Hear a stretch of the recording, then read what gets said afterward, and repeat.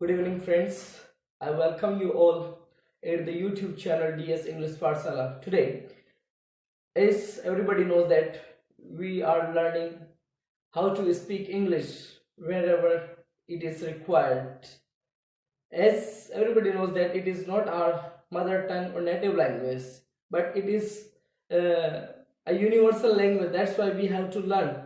जैसा कि आप सभी जानते हैं कि एक यूनिवर्सल भाषा बन चुकी है, इंटरनेशनल लैंग्वेज बन चुकी है। दैट्स वाई इसलिए हमको ये भाषा सीखनी पड़ रही है। तो हम सीख रहे हैं, धीरे धीरे आगे बढ़ रहे हैं। फर्स्ट ऑफ ऑल, आगे बढ़ने से पहले मैं आप सभी को थैंक यू कहना चाहता हूँ for your use, for your liking, for your giving the important time, okay, precious time of you.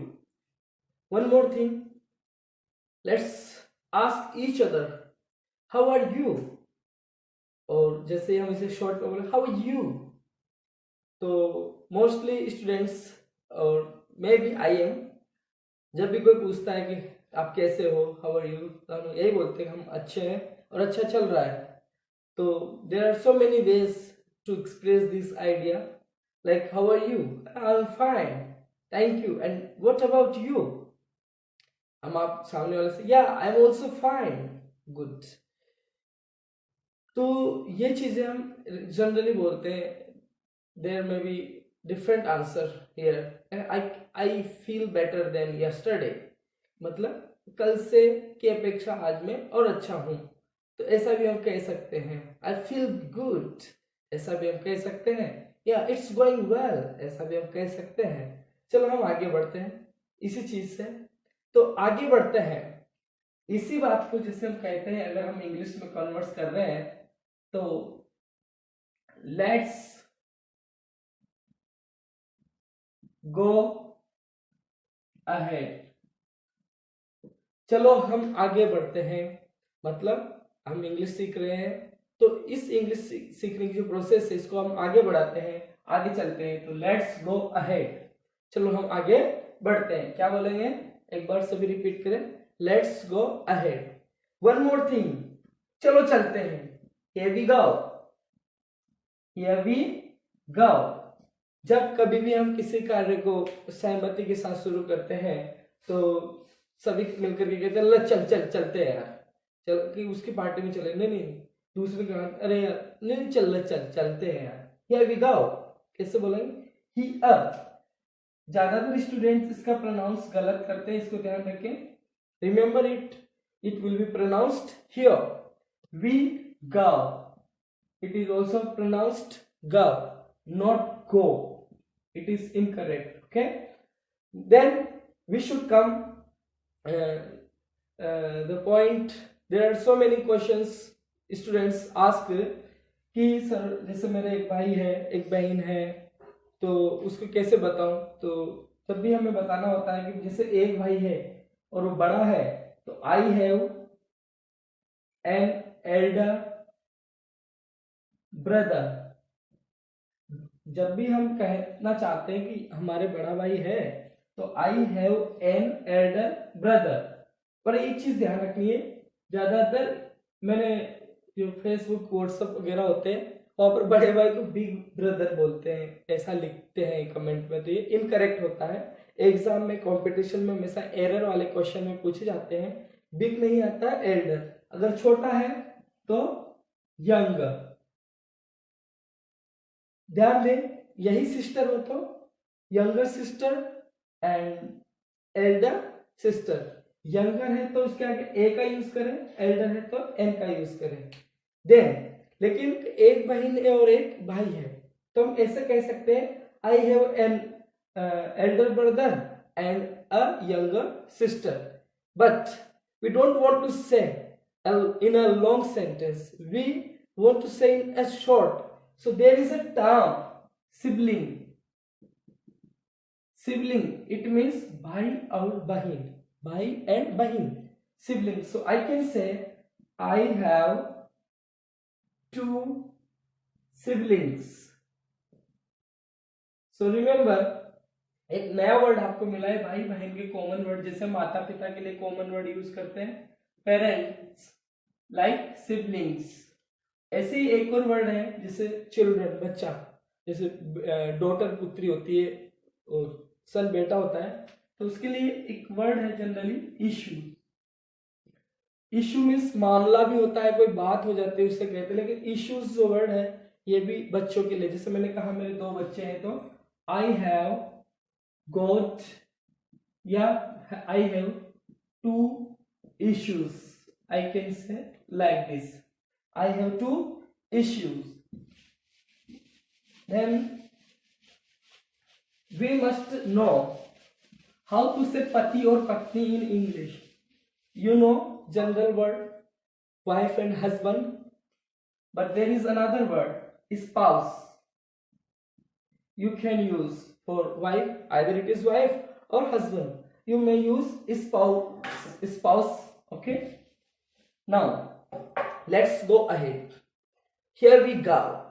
इन चीजों को लर्न करने के बाद में हम जनरल जो चीज है वो हम सीख सकते हैं कि जब भी हमें कोई चीज मांगनी होती है, जैसे मैंने कहा क्या मुझे थोड़ा पानी मिलेगा, तो मैं इंग्लिश का जो सेंटेंस है could I have some water,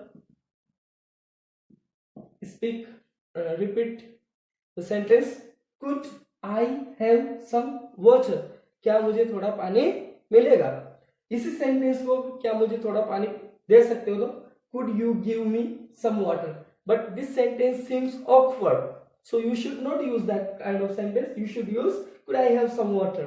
तो मैं भर करके लाऊंगा और जैसे मेरे को ये पानी है सपोज, here you are, तो आंसर में जब आप दें उसे here you are बोला है, और उससे पहले हाँ मिलेगा तो श्योर या ऑफकोर्स, इस वर्ड का हम इस्तेमाल कर सकते हैं, या डेफिनेटली वर्ड का भी इस्तेमाल कर सकते हैं। और जब देते हैं हाथ में कोई भी चीज हो, जिससे मैंने कहा कि क्या मुझे एक पेन मिलेगा, तो एक पेन मिलेगा मतलब could I have a pen, तो मैंने कहा लीजिए, ये लीजिए, ये यू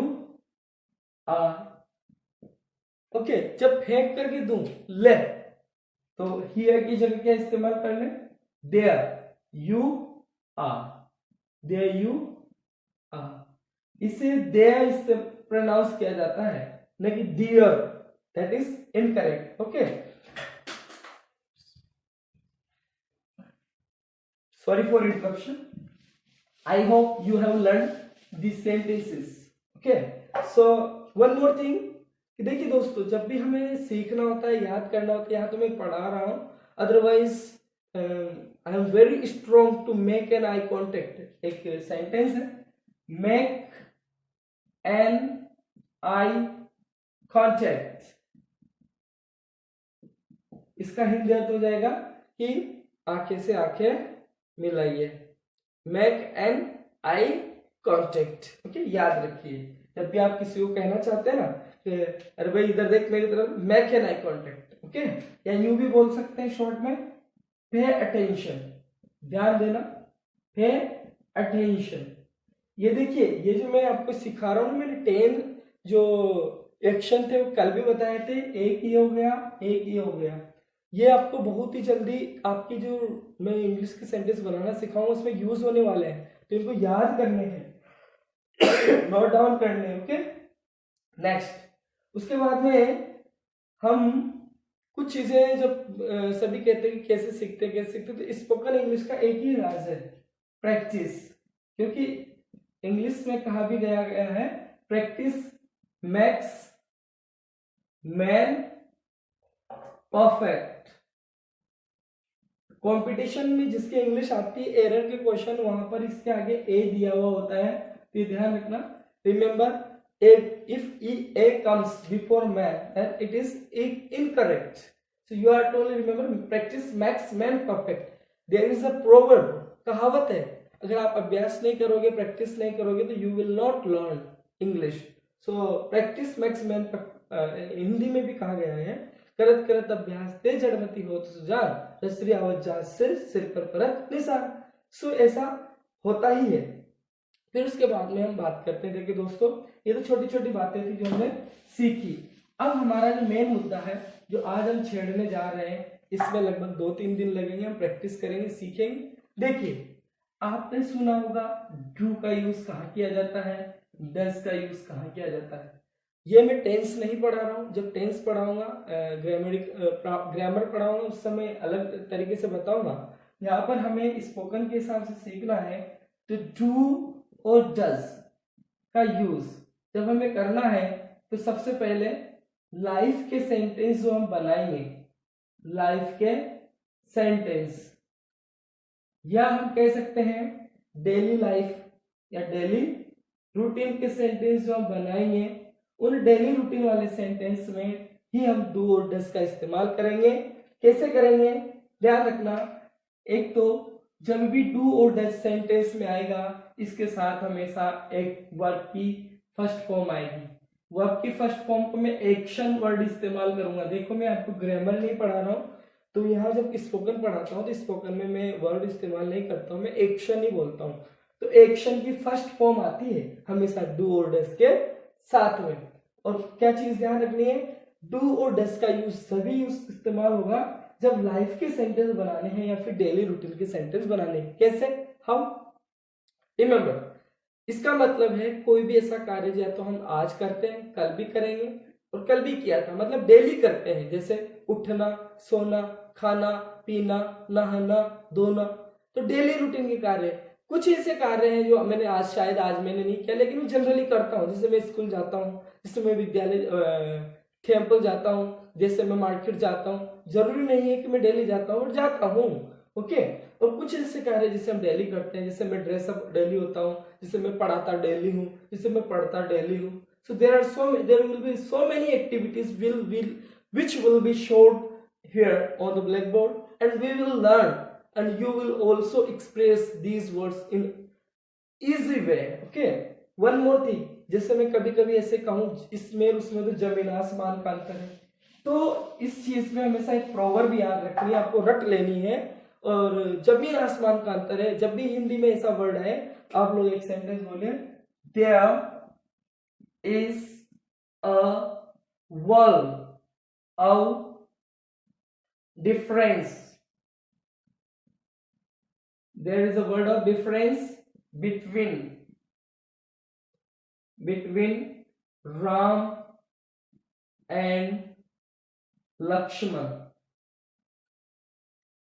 मैंने इसका मतलब हो गया, राम एंड लक्ष्मण दोनों में जमीन आसमान का अंतर है। तो repeat, there is a world of difference between Ram and Lakshman. Okay, so एक चीज ये याद रख लेनी। अब डू और डज का यूज कैसे, तो पहले तो हम स्ट्रक्चर ध्यान देना।